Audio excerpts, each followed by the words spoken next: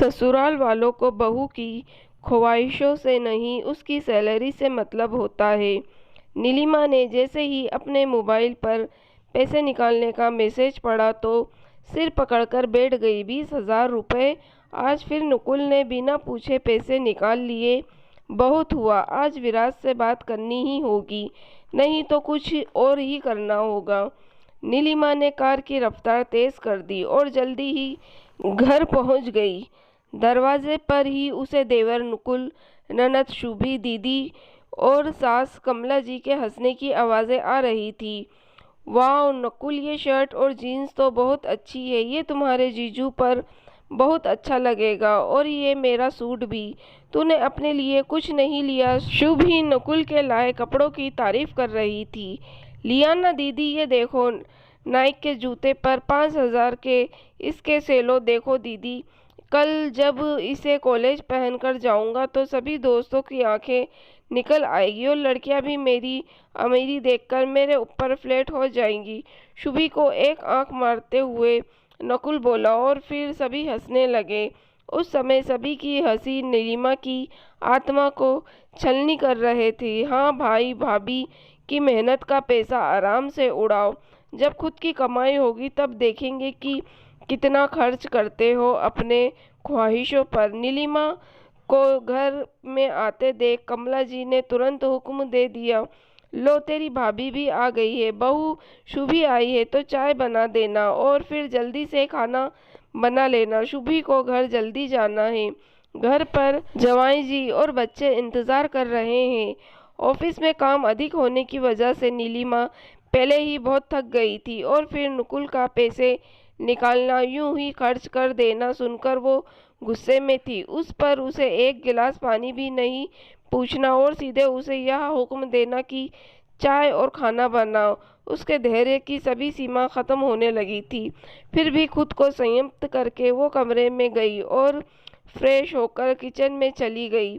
एक तरफ चाय का पानी चढ़ाकर खाने की भी तैयारी करने लगी। कुछ देर बाद ही उसे विराज भी हंसने की आवाज़ आने लगी। चाय लेकर नीलिमा लिविंग रूम में पहुंची। सभी को चाय का कप पकड़ाकर नीलिमा अपनी चाय लेकर सोफे पर बैठ गई।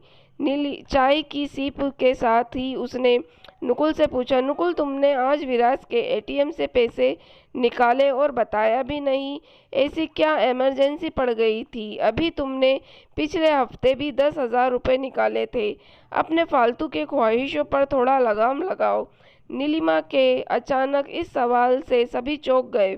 नकुल सक्का पक्का कर कमला जी को देखने लगा। वो तो नीलिमा के तमतमाकर बोलती हैं, तुम होती कौन हो मेरे बेटे से हिसाब लेने वाली और ये कहने वाली कि वो अपनी ख्वाहिशों पर लगाम लगाए?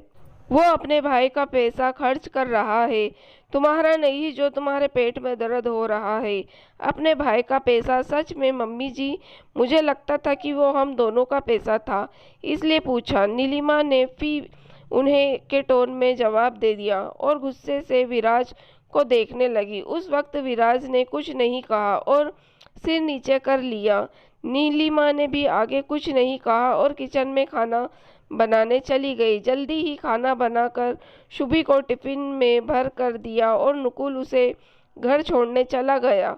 उसको खाना खिलाकर किचन समेटकर नीलिमा कमरे में गई तो विराज ने उससे कहा, तुमको मना किया है ना कि नकुल से पैसों के बारे में मत पूछा करो, फिर भी तुम मत पूछो। लेकिन क्यों? यहाँ हम दोनों दिन रात मेहनत करके नौकरी कर रहे हैं और आपका भाई रोज ऐश कर रहा है। पहले तो बात सिर्फ 500,000 की थी, लेकिन अब हजारों में पहुंच गई। आपसे मना किया था कि उसे अपना एटीएम मत दीजिए, लेकिन अब आपने ही कहा था कि मेरा भाई कभी गलत फायदा नहीं उठाएगा। 20,000 रुपये उसने निकाले, वो भी किस लिए?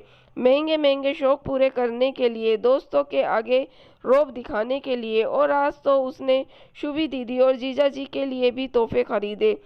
अगर इतना ही प्यार उमड़ रहा था अपनी बहन पर तो खुद की कमाई लुटाए, मेरी क्यों? नीलिमा का चेहरा गुस्से से तमतमा रहा था। देखो नीलिमा, शांत हो जाओ, यही तो उसके मस्ती करने के दिन है।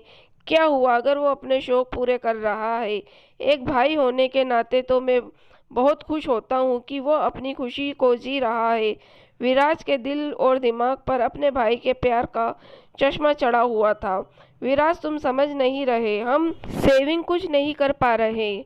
मेरी भी हम दोनों के लेकर, अपनी फैमिली को लेकर बहुत सारी ख्वाहिशें हैं, जिसके लिए मैं बहुत सोच समझ कर ही खर्चा करती हूँ। देखो, तुम्हें नकुल की बेवजह के खर्चे रोकने होंगे, उससे अपना एटीएम वापस लो, नीलिमा ने समझाया। मुझे समझ नहीं आता कि तुम्हारी समस्या क्या है। वो अपने भाई के पैसे ले रहा है तो तुम्हें क्यों तकलीफ हो रही है, और फिर तुम अपनी सैलरी से सेविंग कर रही हो। विराज थोड़े गुस्से से बोला। तुम्हारे पैसे विराज, तुम भूल रहे हो कि वो अकाउंट हम दोनों का जॉइंट अकाउंट है, और उसमें मेरी सैलरी का आधा हिस्सा वहाँ सेव होता है, क्योंकि इस घर का लोन तुम्हारे अकाउंट से जाता है और मेरी सैलरी से सेविंग हो रही है, तो क्या तुम सेविंग नहीं करोगे? नीलिमा ने विराज से सवाल किया। ओफो नीलिमा, रोज एक ही बात पर बहस मत किया करो। विराज ने नीलिमा का हाथ झटका और सोने चला गया। सही कहा विराज, रोज एक ही बात पर बहस करना फिजूल है। तुम पर भरोसा करके अपनी आधी सैलरी तुम्हारे अकाउंट में डालने लगी। बहुत ख्वाहिशों से मैंने यह घर बना पसंद किया, लेकिन तुमने यह घर भी मेरे नाम नहीं बल्कि मम्मी जी के नाम पर ही लिया। नीलिमा ने कल ही कमला जी को शुभी से कहते सुन लिया था कि उन्होंने घर अपने नाम इसलिए कराया था कि बाद में वो इसे नुकुल के नाम करा सके। हम लोग जिंदगी भर इस घर का लोन भरेंगे और सुख कोई और उठाएगा। नीलिमा अपने आप से ही बातें कर रही थी और फिर उसने एक फैसला लिया और सो गई। नीलिमा का क्या फैसला होगा? क्या उसकी ख्वाहिशों को रंग मिलेंगे, या फिर ससुराल के रिश्तों को निभाने में उसकी ख्वाहिशें दम तोड़ देगी? जानने के लिए अंतिम भाग जरूर देखें। अब अपनी ख्वाहिशों से कोई समझौता नहीं करूँगी। दोस्तों, अगर आपको कहानी पसंद आई हो तो प्लीज़ आप मेरे चैनल को सब्सक्राइब ज़रूर कीजिएगा और मेरी वीडियो को लाइक और शेयर भी ज़रूर कीजिएगा। Thank you for watching.